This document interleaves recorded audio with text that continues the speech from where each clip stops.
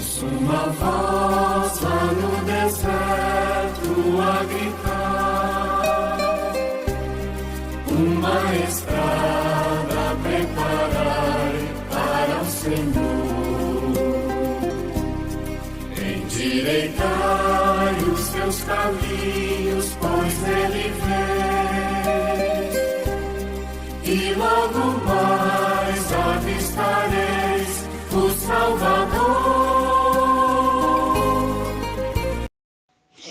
Olá, meus irmãos e minhas irmãs, que possamos permanecer não só hoje, mas sempre, em comunhão aprofundados pela nossa fé. Em nome do Deus, que é Pai, Filho e Espírito Santo. Amém. Irmãos, eu me chamo Rai Mendes, faço parte da área missionária Santa Dulce dos Pobres, Arquidiocese de Manaus, Amazonas. E hoje, 18 de dezembro de 2025, ainda acompanhamos a terceira semana do Advento, que são momentos de grandes oportunidades para tomarmos posse de uma verdadeira transformação de vida renovados em Cristo Jesus.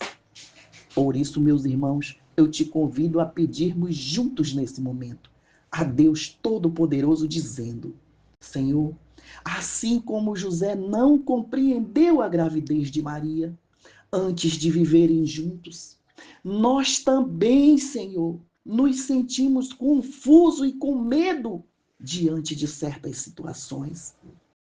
Dá-nos, Senhor, entendimento para acolher o desconhecido da mesma forma como José aceitou a Maria, acolhendo os planos divinos.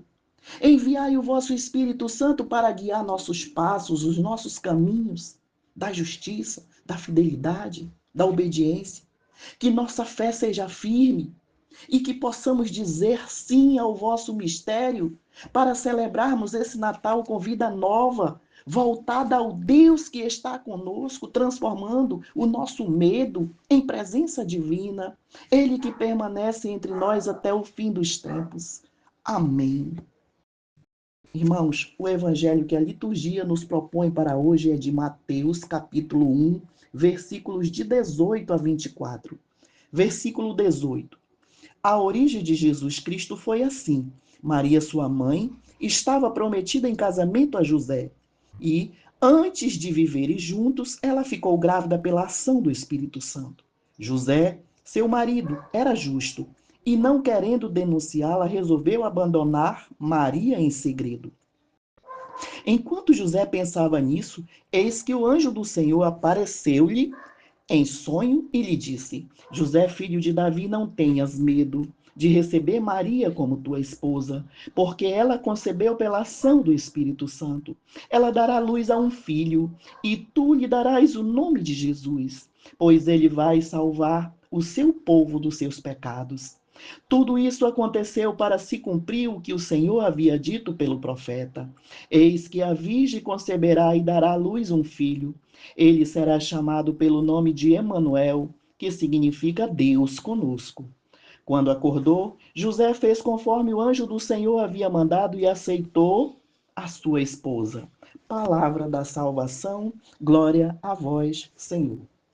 Meus irmãos, acabamos de ouvir que a origem de Jesus deu-se pela fé e obediência de José e de Maria, na realização do projeto de Deus para a salvação de toda a humanidade.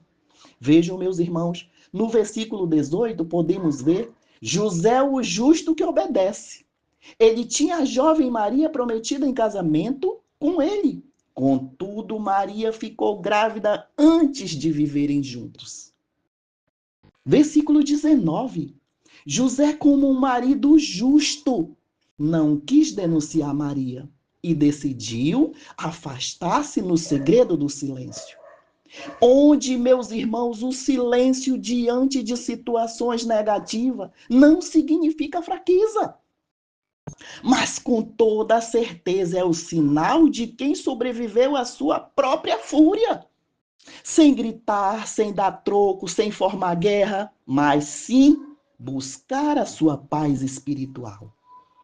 E no versículo 20 vemos que, enquanto José refletia sobre as incertezas do acontecido, o anjo do Senhor lhe apareceu para acalmar seus medos e o incentivou a receber Maria como sua esposa, conforme lhe disse: José, filho de Davi, não tenhas medo de receber Maria como tua esposa, porque ela concebeu pela ação do Espírito Santo. Ela dará à luz um filho e tu lhe darás o nome de Jesus. Ele salvará o povo dos seus pecados. Olha que interessante, meus irmãos. Enquanto José pensou em abandonar o amor da sua vida, Deus veio ao seu encontro. Meus irmãos, é na intercessão, na intervenção de Deus, nos nossos momentos profundos de angústia, de dor, de confusões, que manifesta-se o triunfo da justiça divina sobre homens e mulheres fiéis a Ele. Conforme a palavra do Senhor, em várias passagens da Bíblia, ela menciona: aos homens retos darei alegria plena. Meus irmãos, no histórico de Maria e de José, entendemos que o casal estava desposados. Isso significa que tinham adquirido todos os efeitos jurídicos de qualquer matrimônio, mas ainda não haviam celebrado suas bodas. Ainda não haviam começado a viver juntos. Amados, segundo a lei de Moisés, José devia denunciar Maria publicamente por adultério. Mas por ser um homem justo e fiel, de bom coração, ele imaginou como se apenas assinasse um documento em particular que a deixasse livre do casamento.